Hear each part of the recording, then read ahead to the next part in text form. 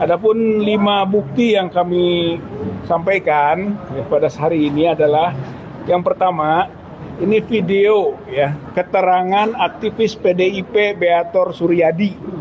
Ya, sekaligus juga pernah jadi anggota KSP-nya di zaman Jokowi, Beator Suryadi, mengenai saat wali kota Surakarta, Jokowi adalah alumnus STIE Surakarta. Gitu. Ya. Dan tidak dikenal sebagai alumnus UGM. Itu penyampaiannya. Baru sewaktu gubernur dan presiden dikenal dan disebutkan sebagai alumnus UGM. Dan Beator menyebut tentang penggunaan ijazah milik Dumatno. Dumatno itu sepupunya Jokowi dan alumnus dari STIE Surakarta. Jadi ini yang pertama yang dijadikan sebagai bukti. Yang kedua, video keterangan aktivis Solo. Aktivis Solo, ya, aktivis Malari 74, ya, dan dikenal memang sangat memahami peta Solo, yaitu Lilik Suryolawu.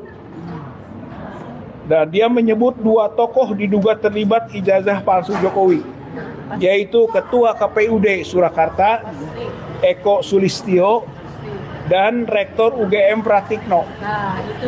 Hal ini terkait dengan gelar Doktor Joko Widodo dan Insinyur Joko Widodo. Gitu, saya kira disampaikan oleh Lilik Suryolawu ya, sebagai bukti yang kita masukkan ke Barreskrim. Tolong ini ditindaklanjuti. Yang ketiga, video podcast Yulianto Widi Raharjo, mantan Ketua KIP DKI, dan relawan Jokowi Ma'ruf dengan Margi Syarif di Madiloh, ya, forum keadilan mengenai keanehan dan bermasalahnya berkas pendaftaran calon gubernur Jokowi di PDIP dalam pandangan beberapa aktivis PDIP. Jadi pada waktu itu pengajuan disampaikan oleh Jokowi dalam hal ini sebagai pihak yang berkepentingan, tapi oleh pihak PDIP sendiri banyak aktivis yang kok begini dokumennya, gitu ya, baik fotonya maupun mungkin formatnya dan sebagainya lah. Gitu, ada keraguan saat itu. Hanya karena memang harus segera di launching dan harus menangkan Jokowi, akhirnya dokumen seperti itu tidak menjadi perhatian serius. Jadi itu penting, itu kita masukkan. Ya.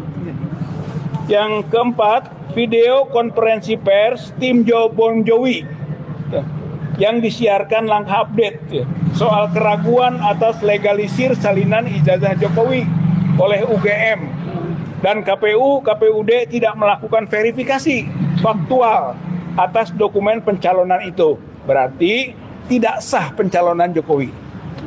Jadi poin ini penting sekali ya, konferensi dari konferensi persnya dari Bong Jovi ya, yang memang melakukan gugatan di KIP, yang kemudian dia menyatakan bahwa dokumen-dokumen itu dilegalisir oleh UGM, tapi janggal legalisirnya, gitu kan, termasuk tidak ada tanggalnya.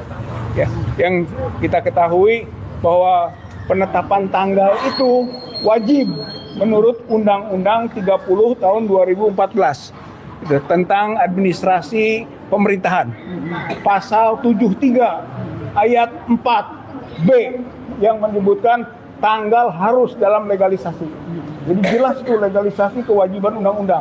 Ketika tidak ada, ya berarti tidak sah. Gitu. Dan ini fatal sekali, gitu kan. Kalau dokumen tidak sah, berarti Jokowi menjadi wali kota, gubernur, dan presiden tidak sah. Gitu ya. Ini jadi-jadian. Itu poinnya. Jadi presiden jadi-jadian ya? Yang kelima, PDF putusan Komisi Informasi Pusat nomor 055/10/KIP-PSI.A 2025, khususnya mengenai fakta persidangan bahwa UGM tidak pernah melegalisir salinan atau fotokopi ijazah Jokowi dan tidak ada arsip pertinggal. Data bahwa KPUD Surakarta, KPUD DKI, dan KPU Pusat ternyata tidak melakukan verifikasi faktual. Artinya, salinan fotokopi ijazah pendaftaran Jokowi itu palsu. Dan ini dugaan kuat dibuat di Pasar Pramuka.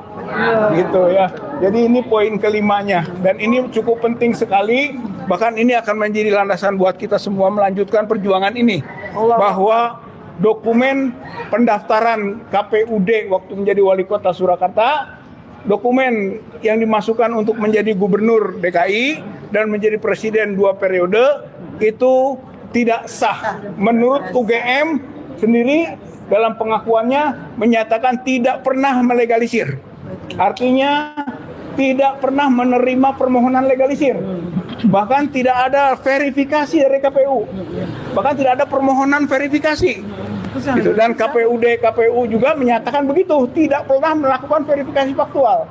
Wih, cacat besar ini. Betul. Berarti memang gitu kan ijazah atau salinan ijazah yang dimasukkan ke KPUD dan KPU pusat untuk wali kota, gubernur dan presiden itu jelas palsu.